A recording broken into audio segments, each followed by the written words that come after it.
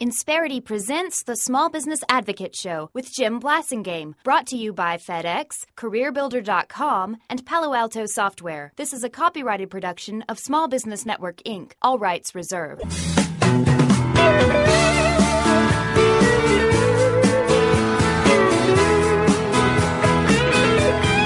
Welcome back to 7 till the hour. Thank you for hanging out with me. I'm Jim Blasingame, and having a great visit with our good friend Rob Levin. He's the publisher of New York Enterprise Report, nyreport.com. Be sure to check out the webinar he's got coming up this Thursday, and just go find out about it. And that way, if you can't make it Thursday, you can find the replay.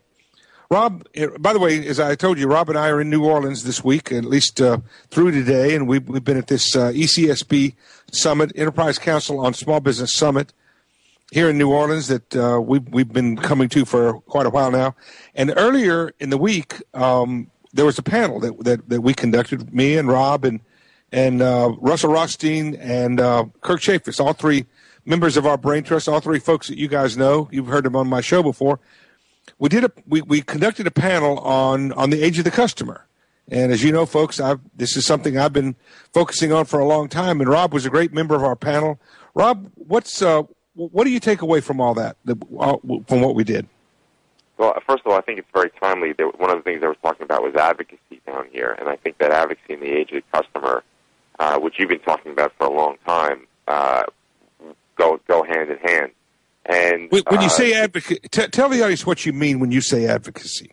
Well, what they were talking about here at the summit was getting your customers to say really good things about you so that you get other customers, and in this case, the customers being, for the most part, business owners.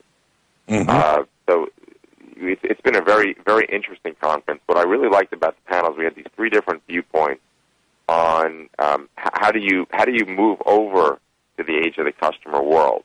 And Jim, I give you so much credit for being ahead of the curve again, talking about this a few years ago.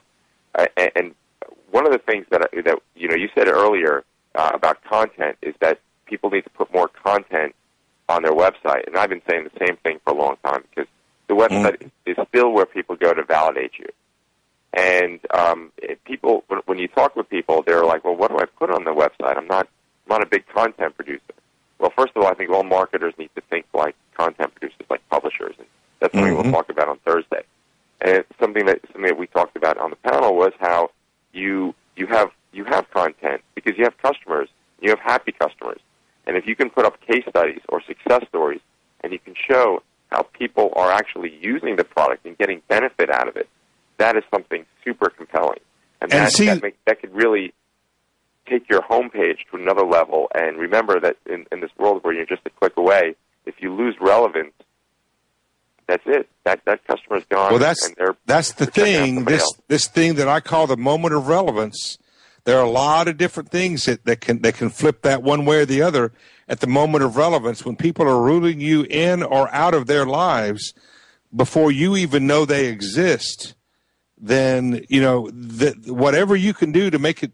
Number one, there's some basic fundamentals that you have to have. You got to have your phone number, directions, your product list, your whatever. But if you can add any value to their experience when they get there, at that moment of relevance where they're trying to decide, okay, do I want to make this person part of my life or not?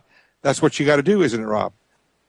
Absolutely. And you have such a brief moment to do that. And like I said, you don't have to be a prolific writer.